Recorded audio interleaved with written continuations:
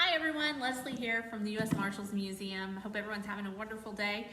Today we're going to do a more interactive activity, something that you can join in on and participate in. We're going to do an activity called Life in a Box. So we have our box here. Might give you a little clue, so I'm going to read you some clues, show you some primary documents, and you can see if you can guess who it is that I am talking about from the clues, and then we'll have a big reveal at the end. So let's get started.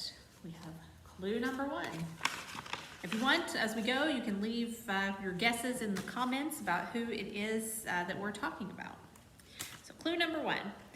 I was born in or around 1818 in Maryland, the son of a slave mother and a white father. The wife of one of my childhood owners taught me to read and write. And our primary source we have, which just means that it was created during the time period that we are talking about, is a map of Maryland from 1818.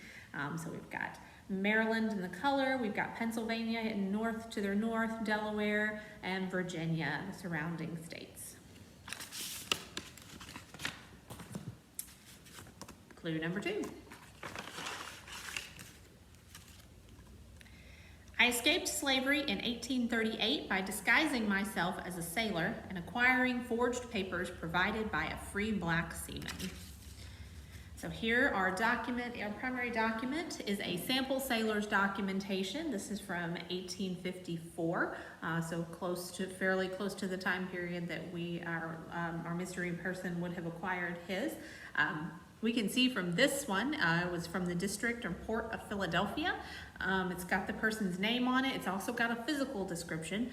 So to find forged papers that would be accepted, our person would have had to have found one that had a very similar physical description to his or her description.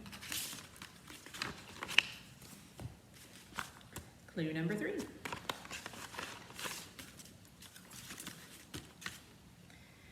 I attended my first anti-slavery meetings and soon was a regular speaker in 1841. In 1845, a narrative of my life was published. The book and my name spread like wildfire. After purchasing my freedom, I launched my own anti-slavery newspaper, the North Star, and continued to advocate for freedom for slaves. During the Civil War, I served as an advisor to President Abraham Lincoln and played a crucial role in recruiting men for the all-black 54th Massachusetts Regiment. And our documents for this one, we have a front page of the North Star, that newspaper that was mentioned from June 2nd, 1848. And we have a photograph of the 54th Massachusetts Regiment in Boston in 1863.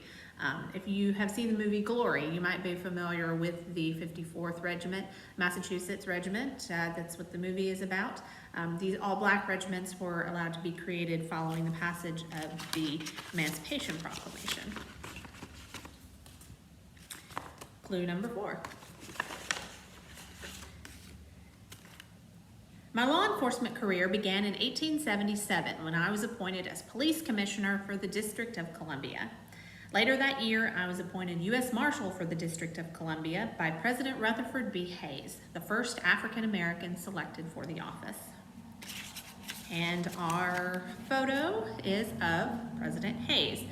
President Hayes was elected in 1877, and he is most well known for the ending of Reconstruction in the South.